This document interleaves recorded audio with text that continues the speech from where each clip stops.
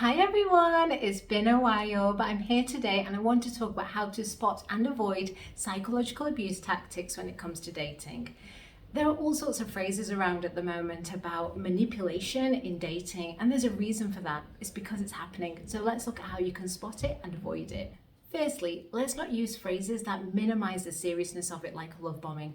I don't use that phrase because, aside from not wanting the NSA to knock my door down, it just confuses people. And if there's one thing that abusers are known for doing, it's trying to confuse you. So let's take the word love out of it. Let's call it what it is. It's fake attention. There's no love in it. Now, even though psychological abuse is a very heavy topic, today we're going to keep it light because we're actually just talking about it in terms of just spotting the signs really quickly where you're barely invested in a relationship because you've just gone on a date or two, or you've maybe just started dating them. And just think of it this way when it comes to dating. You're going to meet some nice people, you're going to meet some unpleasant people, and you're just honing your skill in identifying the unpleasant, toxic ones so that you save yourself from a lot of time and heartache. That's the easiest time to get away from someone, right at the start.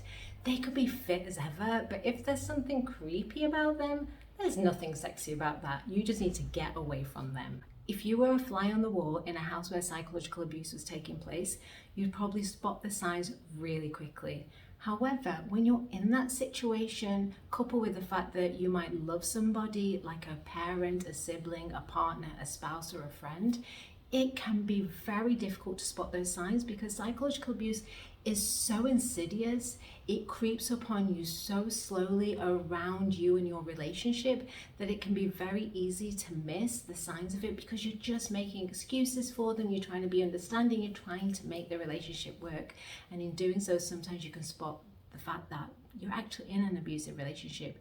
That's why if you can just spot the signs really early on when you just met somebody in dating, you're not in that situation because you're not all loved up, and it's much easier, as I said, to just get on with your life and just wave goodbye.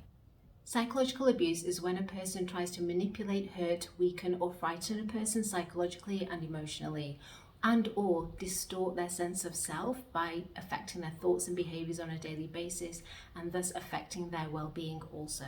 So let's talk about how you can spot the signs really early on so that the sooner you spot them, the sooner you can wave goodbye. Just remember, if someone is abusive towards you, it's not your fault and it's not your shame. There's nothing you can do or could have done to have changed how they behaved. That's their behavior and it's not to do with you. It is not your fault. So how do you spot the red flags when you've just been on a date or two or have just started dating someone? Number one, be present. We are naturally wired to read body language and other forms of nonverbal communication. And therefore, if you are very much in the moment, you can take in all the information coming at you so that you know what is going on. Don't hear what you want to hear, listen to what they're saying. Don't see what you want to see, watch what they're doing. Number two, watch their behaviors carefully. Examples of psychologically abusive behaviors are manipulating you, shouting and yelling at you, trying to humiliate you in front of other people, putting you down, belittling your accomplishments, making you question yourself over and over again, guilt tripping you, playing the victim, saying that you're the abusive one, and cutting off communication with you. Number three, pay attention to your emotions. Examples of emotions you may experience if you're in a psychologically abusive relationship are confusion, self-doubt, and anxiety. Our emotions are our mental health feedback loop, just like our body's other physical and survival feedback loops that keep us safe and well. In my books, Resilient Me, Anxiety-Free and Happy Relationships, to which the links are below, I discuss this in more detail. So you use your emotions to help you to know that if you're having positive emotions, it indicates that something feels good and can or should continue, or that something feels bad and therefore needs addressing. Essentially then, using your emotions to help you to work out whether something needs addressing is a really easy way of working out when you're in a dangerous situation. So, if you're experiencing lots of negative emotions most of the time when you're chatting with them over the phone, over text, over video chat, in person, then that is a sign that something is amiss. Number four, tune into your bodily sensations. You might feel things like heaviness or shaking or palpitations around your heart. These are signs that something is amiss and your body is trying to warn you. Research finds that our subconscious mind makes decisions, and then we later make those same decisions in our conscious mind. And so actually, when you feel those visceral sensations and pay attention to them, what you're actually doing is accessing information that your brain has already calculated and made decisions on subconsciously before it's actually reached your conscious mind. So tuning into your body and what you're feeling inside can help you to actually make the right decisions for yourself before you can even put into words what those decisions are. That's how we often use our intuition.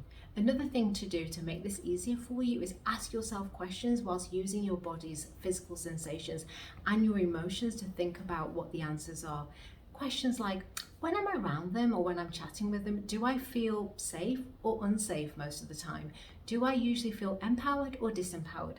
Optimistic or pessimistic? Do they reinforce a healthy sense of self-worth and elevate my self-esteem, or do they lower my self-worth and sabotage my self-esteem? Do they make me feel calm and confident, or do they make me feel anxious and nervous? Once you realize that you're dating someone who seems to be employing psychologically abusive tactics, it's time to get out. Seriously, cut all ties with them and let them know. Just use a one-liner. You can send it over text or speak to them over the phone if you feel safer than doing it in person. Just let them know that you are cutting all ties with them. So in your own words, so it sounds like how you talk, just say something along the lines of, I've enjoyed our conversations and I wish you well. Or I've enjoyed our dates and I feel that we're both looking for different things, so I wish you all the best. But what do you do if you're struggling to get clarity and struggling with your self-worth? You need to speak to somebody. Doing so will empower you. Research finds that just one supportive friendship boosts our resilience.